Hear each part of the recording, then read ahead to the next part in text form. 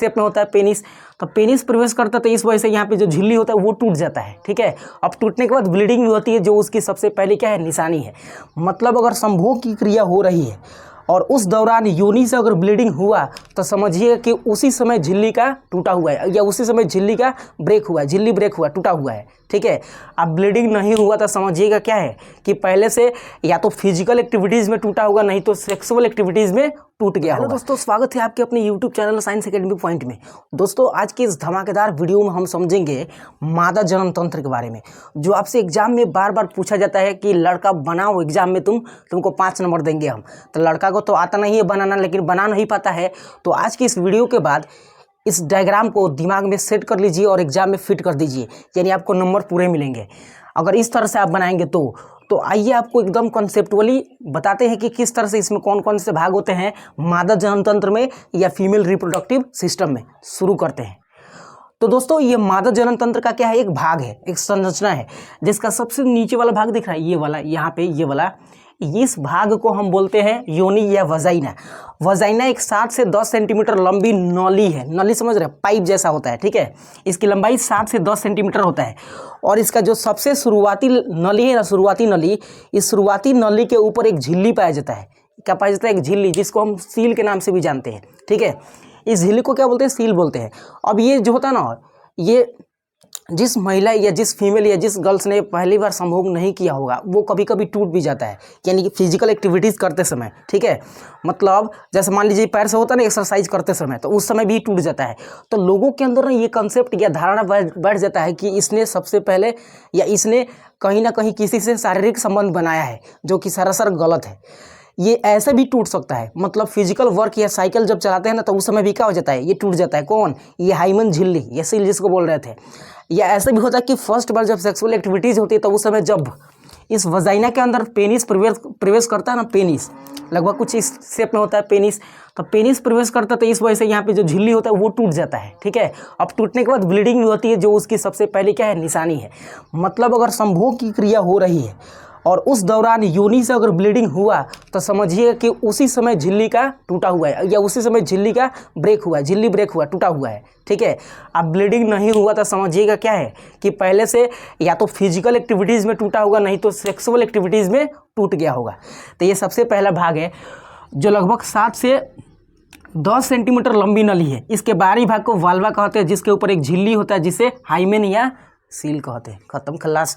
ये पहला भाग था।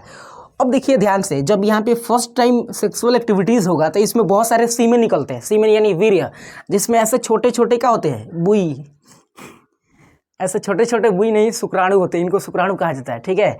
ये शुक्राणु आगे की ओर गति करते हैं और गर्भाशय में पहुँचते हैं, ठीक है। फिलहाल हमको यहाँ पे शुक्राणु के स्ट्रक्चर को नहीं पढ़ना है, लेकिन अगर आपको शुक्राणु के स्ट्रक्चर के बारे में जानना है तो प्लेलिस्ट में उसका वीडियो है, जाकर देख लीजिएगा। अब जनन तंत्र के अगले भाग की बात करें तो उसका भाग होता है गर्भाशय, यानी यूट्रस होता है। यूट्रस एक उल्टे नाशपाती के आकार के शेप में होता है, या आकार का होता है, उल्टा नाशपाती, ठीक है। यह इसका आकार उल्टे नाशपाती के आकार के होता है, जिसकी लंबाई 7.5 सेंटीमीटर, चौड़ाई 5 सेंटीमीटर और मोटाई कितना होता है, तो 2.5 सेंटीमीटर होता है लगभग, ठीक है। इस 3 भागों का बना होता है, यानी जो बीच वाला भाग है ना, ये 3 भागों से मिलकर बना होता है। मतलब इसके 3 लेयर होते हैं। कितने लेयर? 3। सबसे बाहरी लेयर को ना देखिएगा, सबसे बाहरी लेयर को बोलते हैं पेरीमेट्रियम। क्या बोलते हैं? पेरीमेट्रियम या बाह्य भित्ति बोलते हैं। उसके बाद बीच वाला ये दिख रहा है आपको, ये बीच वाला को बोलते हैं मीजोमेट्रियम, या इसको मध्य भित्ति कहा जाता है। और सबसे अंदर जो दिख रहा है ना आपको, ये यहाँ पे, ठीक है, गुच्छे जैसा, इस सबसे आंतरिक भाग को इंडोमेट्रियम या आंतरिक भित्ति कहते हैं। ये 3 भागों से बना था, 3 लेयरों से बना था। क्या चीज़? गर्भाशय या यूट्रस, ठीक है। तो जाहिर सी बात है कि जो पेरीमेट्रियम बाहर के साइड में, ये इसको सुरक्षा देता है, ठीक है। तो यहाँ पे हमने वही चीज़ लिखा है कि यहाँ पे देखिएगा, बाहरी भाग है जो इसको क्या देता है, सुरक्षा देता है, इसकी सेफ्टी करता है। उसके बाद मीजोमेट्रियम जो ना, ये बीच वाला, ये मेन भूमिका तब निभाता है जब एक शिशु का निर्माण होता है, निर्माण नहीं, एक जन्म होता है। क्योंकि इसमें शिशु जब बनता है ना, एक छोटा सा जब इसमें बच्चा बनता है, ठीक है, तो उस बच्चे के जब यूट्रस से बाहर निकलता है ना, तो उस समय इस मीजोमेट्रियम में या मध्य भित्ति में कॉन्ट्रैक्शन होता है। क्या होता है? कॉन्ट्रैक्शन होता है, ठीक है। कॉन्ट्रैक्शन का मतलब समझ रहे हैं? कॉन्ट्रैक्शन का मतलब होता है उसमें तनाव उत्पन्न होता है ऐसे, ठीक है, जिग जैग टाइप का। अब ये कॉन्ट्रैक्शन पता है, जब मस्तिष्क के हाइपोथैलेमस से एक क्या बोलते हैं, हार्मोन निकलता है जिसका नाम है ऑक्सीटोसिन। तो ऑक्सीटोसिन हार्मोन जब निकलता है तो ये कॉन्ट्रैक्ट करता है, किसको? ये मीजोमेट्रियम को भित्ति को कॉन्ट्रैक्ट करता है कि बाहर निकालो उसको जो उसके अंदर पहले से बन रहा था, माने एक लड़के शिशु को, ठीक है। मतलब मीजोमेट्रियम में कॉन्ट्रैक्शन होने के कारण इसके अंदर से बच्चा बाहर निकलता है। अगर इसमें कॉन्ट्रैक्शन नहीं हुआ तो वो नहीं निकल पाएगा, ठीक है। तो कॉन्ट्रैक्शन देने में कौन योगदान दे रहा था? हार्मोन। कॉन्ट्रैक्शन देने में कौन सा हार्मोन योगदान दे रहा था? तो ऑक्सीटोसिन। तो ऑक्सीटोसिन हार्मोन बहुत जरूरी है, ठीक है। तो ये काम था। ये गर्भाशय की 3 भित्तियाँ थी, पेरीमेट्रियम, मीजोमेट्रियम और इंडोमेट्रियम। पेरीमेट्रियम सबसे बाहरी भित्ति है जो उसको सुरक्षा देता है, और मीजोमेट्रियम में कॉन्ट्रैक्शन किस हार्मोन के कारण होता है? तो ऑक्सीटोसिन, जिससे बच्चा उससे बाहर निकलता है। और इंडोमेट्रियम जो सबसे आंतरिक भाग है, इंडोमेट्रियम में क्या होता है, ध्यान से सुनिएगा। जब इधर से स्पर्म डुबुर के आगे जाएगा, इधर से अंडाणु बाहर से निकल के आएगा अंदर से, तो ये दोनों मैच करते हैं, ठीक है, फ्यूज होते हैं, जिसको निषेचन कहते हैं। क्या कहते हैं? निषेचन। तो निषेचन के बाद इनका अंतरोपण जहाँ होता है ना, अंतरोपण का मतलब इम्प्लांटेशन, वही भाग क्या होता है? तो ये इंडोमेट्रियम होता है, या आंतरिक भित्ति होता है। मतलब ये इंडोमेट्रियम पर इम्प्लांटेशन होता है। अब किस चीज़ का इम्प्लांटेशन होता है ये थोड़ा देर बाद आपको बताते हैं, फिलहाल आगे बढ़ते हैं, ठीक है। तो गर्भाशय के बाद अगला जो भाग है उसका नाम है क्या चीज़? तो फैलोपियन नलिका, जो एक जोड़ी होता है। कितना जोड़ी? एक जोड़ी, दोनों साइड में होता है फैलोपियन नलिका। इसकी लंबाई लगभग ना 12 सेंटीमीटर होता है, ठीक है। देखिएगा, फैलोपियन नलिका को ना दूसरे नाम से भी जाना जाता है, जिसका नाम डिंब वाहिनी या अंडवाहिनी है, ठीक है। डिंब वाहिनी या अंडवाहिनी का मतलब कि ये अंडाणु को बाहर की ओर ढकेलेगा या ढोएगा, इसलिए इसको कहा जाता है अंडवाहिनी, ठीक है। यह एक जोड़ी होता है जो 12 सेंटीमीटर लंबी नली है। यानी फैलोपियन नलिका की लंबाई कितना होता है? 12 सेंटीमीटर होता है दोनों का। इसका भी 12, इसका भी 12, उन्हें कि उसका बड़ा इसका छोटा नहीं, दोनों का 12 सेंटीमीटर होता है।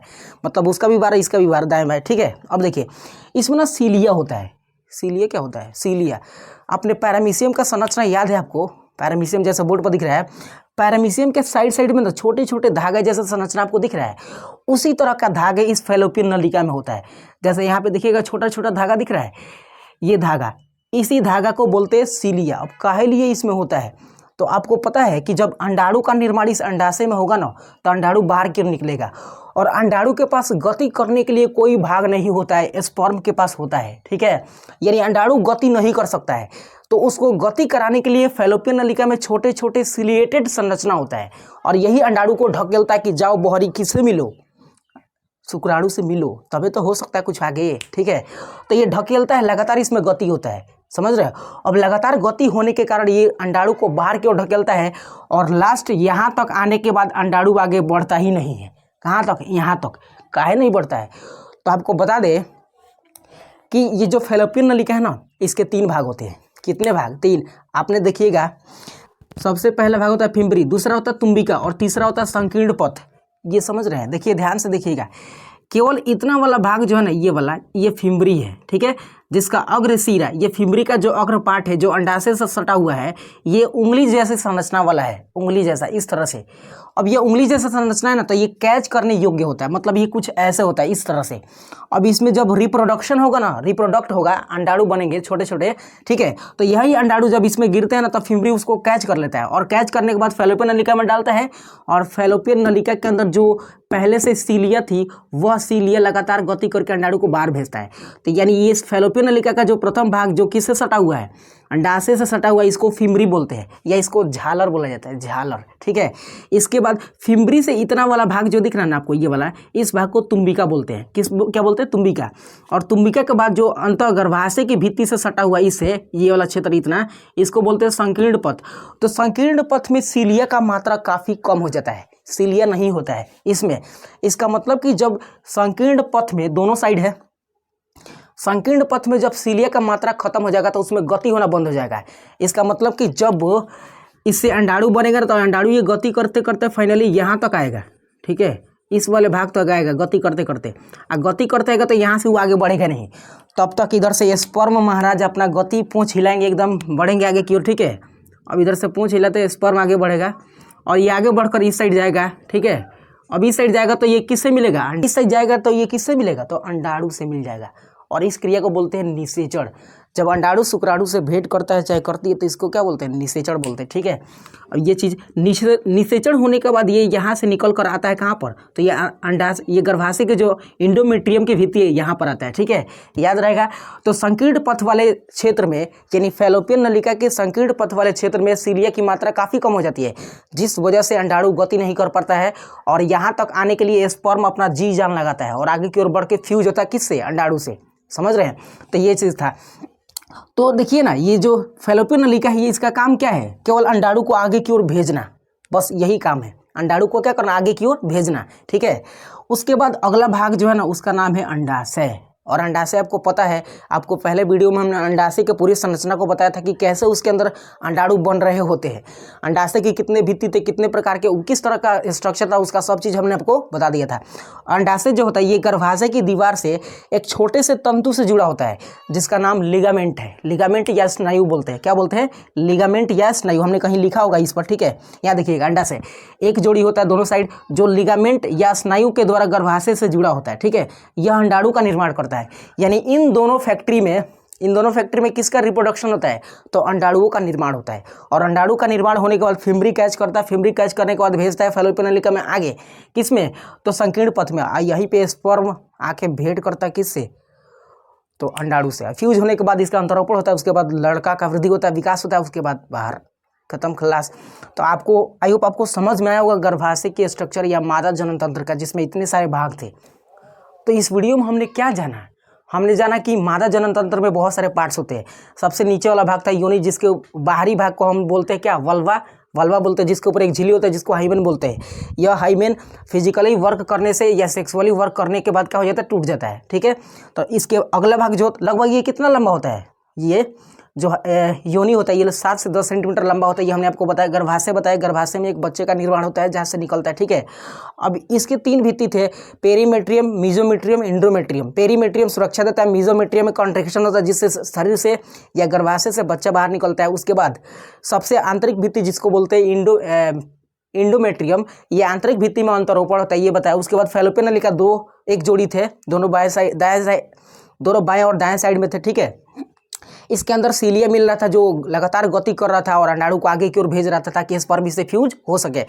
फैलोपियन नलिका के भी 3 भाग थे। ठीक है, इसकी लंबाई तो 12 सेंटीमीटर था, इसके 3 भाग थे। सबसे पहला भाग था फिम्बरी, जिसका अग्रभाग झालर टाइप का होता है जो अंडाणु से सटा होता है, अंडाणु जो अंडाशय से सटा होता है। अंडाशय में अंडाणु बनने के बाद ये कैच कर लेता है और आगे की ओर भेजता है। उसके अगला भाग है तुम्बिका से गुजर कर कहाँ जाता है, संकीर्ण पथ में, और संकीर्ण पथ में निषेचन होता है, यानी दोनों फ्यूज होते हैं। उसके बाद अंतरोपण होता है गर्भाशय के आंतरिक भित्ति में, खत्म, खलास।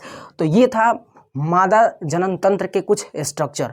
आई होप आपको समझ में आया होगा और हमें कमेंट करके रिप्लाई दीजिएगा कि आपको कैसा लगा। और भी कोई अगर टॉपिक है जो जटिल हो, चित्र से संबंधित हो, वो हमको कमेंट सेक्शन में दर्ज करके दीजिएगा, हम उसके ऊपर वीडियो बना देंगे।